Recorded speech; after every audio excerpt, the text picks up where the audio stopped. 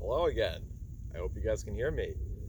Um, so I'm taking a break from my morning walk to do the first video of what will probably be a semi-lengthy series, at least lengthy for my terms. But it's going to be talking about the basics of the primal diet. And the first one of these that I wanted to cover was why you should do the primal diet. And I think the first thing that needs to be addressed is the Industrial Revolution and its consequences were one thing, but let me tell you, Neolithic Revolution, whole other story. But yeah, when humanity started to toss away its nomadic lifestyle and opted for,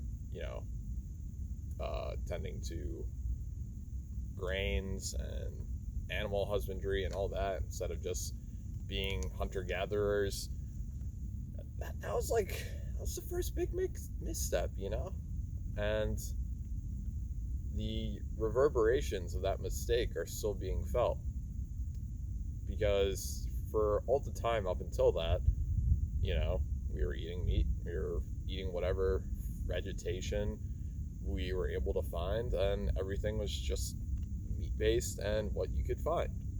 Now, or rather then, we just started kind of using cheat codes, and we were growing our own stuff, we were breeding our own animals, and apart from having to settle down and then starting to already experience like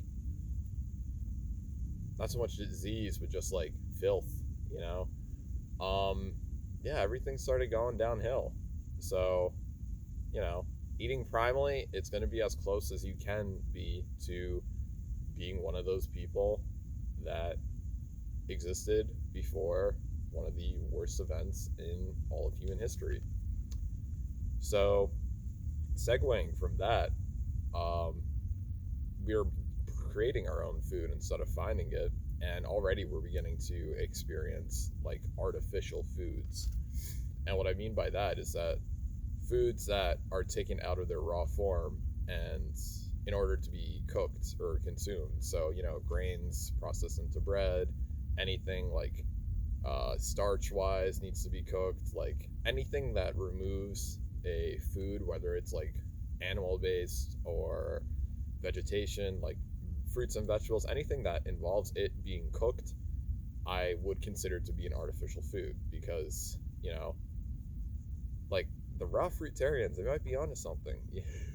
You just get everything should be raw, and there's no reason to cook anything ever unless it's something that you're willing to deal with the consequences of having to eat cooked, especially with like starches and whatnot. You're gonna have to deal with like a lot of fucking advanced glycation end products, and then those are just going to be storing at the body at like a rate of 70% for healthy people and 90% for unhealthy people, and then you're just going to need like candida to move those out.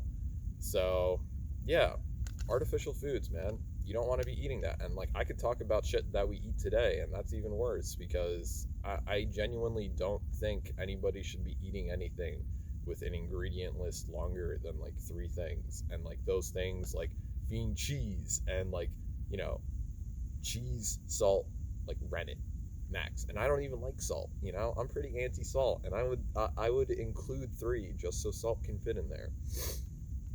So, returning to what we once were, eating how we once did, and now some more recent reasons would be just the toxicity of today, whether it be from like chemtrails, vaccines, pollution, just household cleaners and whatnot, fucking pharma chemicals and all that shit. Like the primal diet's one of the most effective ways to arrest toxicity in the body and thrive in such a polluted world. So especially if you were someone that encountered a lot of things that are toxic, I think this diet would be a godsend for you because you're going to start to be able to like process that toxicity and move it out from your body, and just like incrementally, like literally feel a bit better every day as you're doing so. um Another reason, so I did the past, I did the near past, now I'm talking about the future. And what I mean when I say that is epigenetics, because the closer and more closer to the way we used to eat, and the more nutrient filled our diets are, the better our epigenetics will be for future generations, you know? And I think that's something really important, because I want strong and healthy kids. I'm sure you do too. And like, fuck, why wouldn't you want to be giving your kids the best possible shot at life just by how you're eating now? Because that's gonna affect a whole bunch of like different like chromosomal fucking RNA whatnots that are going to influence, you know, how they develop, like how amazing they are, and a whole bunch of other things. And we covered past, covered near past, we covered future. Now we're covering now.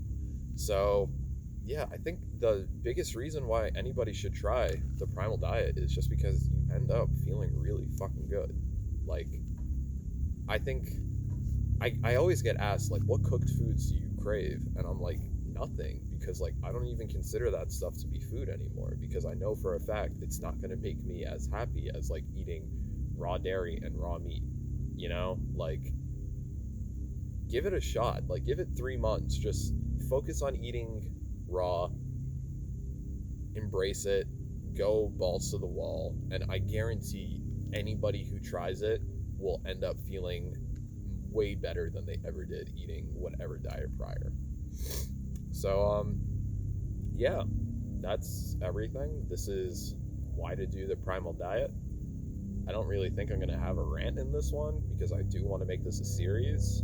So I'm going to be like sort of concise, but even just doing this, it's becoming less and less concise. But yeah, I'll give like myself 5 seconds to think if I can add anything, but if not, I'll just fucking cut it. Yeah. Huh.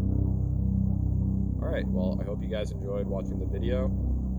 I will see you next time, and chop down a tree. Fuck, dude, not in the last seconds. I'm not redoing it. Chop down a power line and plant a tree. Alright, boys, back on the walk.